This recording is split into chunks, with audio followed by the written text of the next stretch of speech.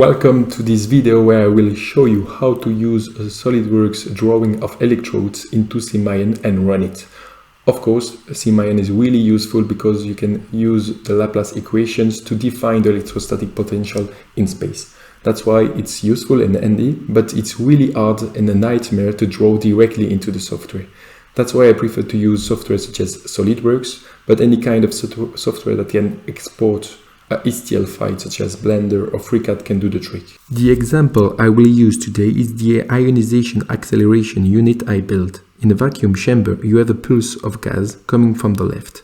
The pulse is then ionized with an electron gun. Once ionized, the gas is focused with an Einzel lens and then the ions enter a buncher. The buncher is composed of two gates and is used to bunch the gas pulse, but also to reference the ions to a defined potential. This is the SolidWorks assembly of the ionization acceleration unit. You have a skimmer for differential pumping. The electron gun is composed of a polarized tungsten filament, two sides electrode for focalization, and a collector. The electron gun is shielded by a grounded shield. The inner part of the electrodes is circular, and you can constrain the distance between the electrodes and use ceramics to isolate each of them. The entire assembly is supported by three large threaded rods, forming a triangle. Once you are ready, you can save the assembly as a STL file in a new folder. I call it Ionization Acceleration Simulations. In saving options, you can change the units of your system, and the most important, you have to uncheck the box called Save all components of an assembly in a single file, because we want a separated file for each electrode. In your folder, all your parts of your assembly will appear as STL. You can open Simion and open the SL tool. The SL tool is used to convert several file formats in potentials arrays PA. Potentials arrays are used in Simion to divide the space in a grid. All points of the array have a potential and a type, such as electrode or non-electrode. To convert the file, you have to copy-paste the file path. To import several STL files, they need to have the same name and must be numbered. I will rename them Ionization Acceleration 1, 2, 3, etc. I advise classifying them according to the order of appearance in the simulation.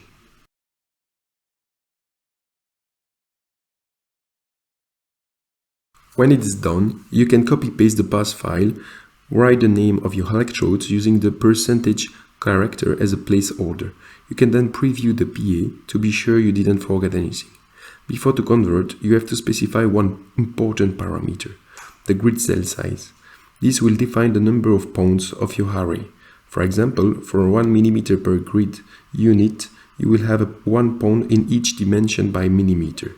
This is not enough resolution to separate our electrodes. You can also see the squares appearing on the scheme. If you decrease to 0.5 this parameter, you have a better resolution, and the electrodes are now separated. We can still increase the resolution by arrays, but it can use a lot of memory. For example, a 100x by 100y by 100z 3D potential array requires 1 million points. Each point requires 10 bytes of RAM. After pressing Convert, you can create a PA file. You can now load the PA file in Simion and press Refine. At this step, the Laplace equation is solved for each point of your array. It means that the potential at the non-electrode points is set given the location of the electrode points and their potentials. Here the video is accelerated 900 times, so be aware of the calculation time needed. A separated PA file is created for each electrode. After the refine, you can visualize the workbench. You can increase the quality of the drawing. Now that I have my electrodes in my 3D space, I need a folder called Fly2 to create my ions and another folder to programs and coordinates everything. I copy-paste them from an older project and rename them with the same file name than the potential arrays.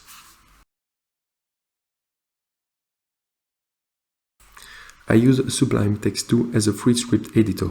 You can open the Fly2 and Helue files in this script editor, and in my particles folders I have two beams. The first one is composed of 100 electrons with an initial kinetic energy really small. I give them a direction and a starting shape of a cylinder to mimic the fact that they will be emitted from the filament. The second beam is a beam of Hagen clusters having a mass distribution centered around 40,000.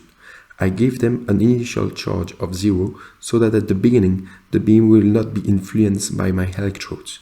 The kinetic energy is one of a supersonic jet expansion. I created the beam such as it is emitted from the entry of a skimmer.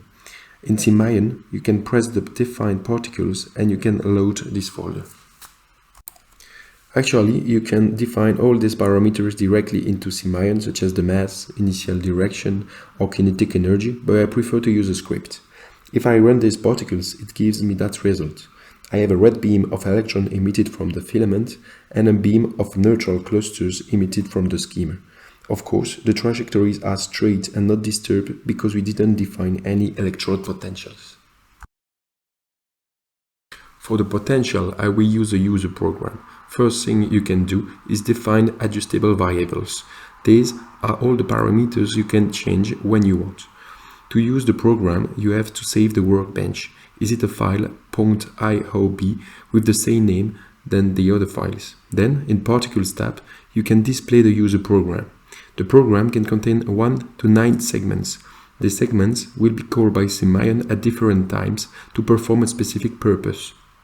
I invite you to check the user manual because the segments offer many possibilities. One of them is called init p-values. This segment fast adjusts the potentials arrays before flying the ions. I use it to define the initial potential of my electrodes. Elect followed by a number is a reserve variable of Simion to fast adjust electrode voltages. I give an adjustable variable to each electrode, and for example, elect 0.1 will be the potential of the scheme. The following segment is used to adjust the potential of the electrodes during the ion flying. I use it to switch the potential of the electrodes of my buncher at a specific time called switch time 1 and switch time 2. These times are adjustable variables I defined at the beginning. Ion time of flight variable is also a Simion reserved variable, giving the time step of the run. If this value is below or higher than my switch time, I will switch the potential value of my buncher. My bunch is composed of 2 gate electrodes. The idea is to switch the potential from gate 1 V1 to gate 1 V2 and gate 2 V1 to gate 2 V2 when my ions are inside the buncher. This will occur at a specific time. The next segment is here to adjust the time step, and finally the last segment I'm using will change the charge and color of the beam at a specific point in space. The idea is to switch the charge of my clusters when they go through the electron beam. This point in space when the charge changes is also an adjustable variable. Now if I start the flying of my ions, the result will be different. The electron beam is influenced by the potential of the surrounding elements, and the neutral black particles become ionized when they cross the electron beam at the position x42. If I change this adjustable variable to 200, the clusters in black becomes ionized far away and the trajectories are not disturbed anymore. If I reset the values, you can see that the ions turn back.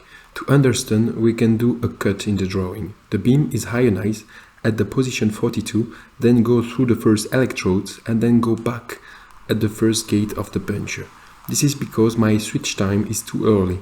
Gate 1 switch from minus 2000 volts to 400 volts at 1150 microseconds.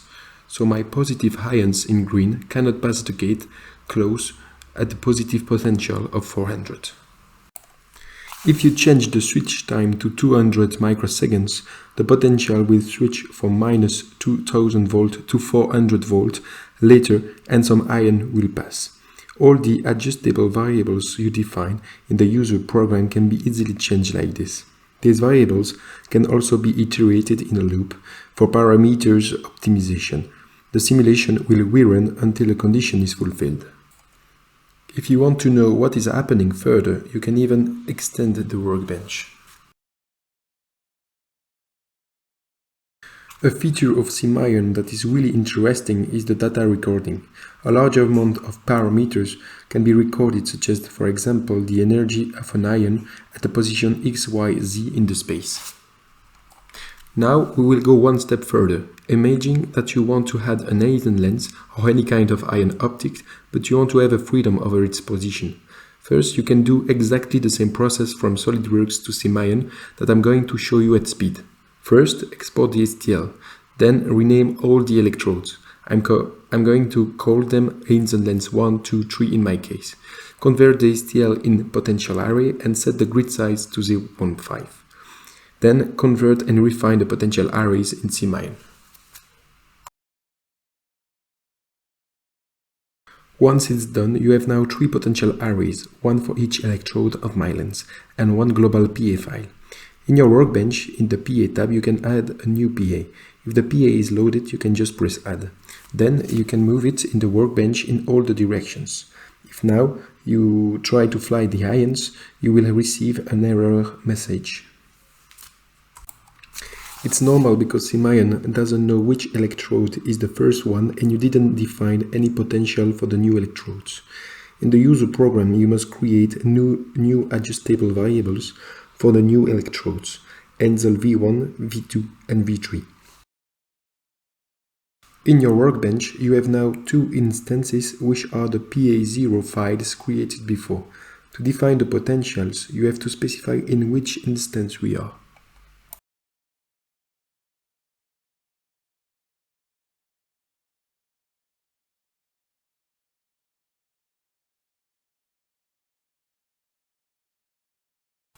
However, if you do so and you run the ions, you still have an error message.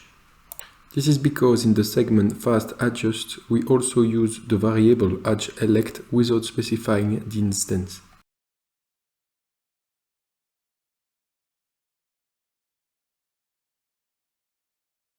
Now if we run, everything is working and we can verify it by changing the center electrode potential of the lens to plus 8000 volts.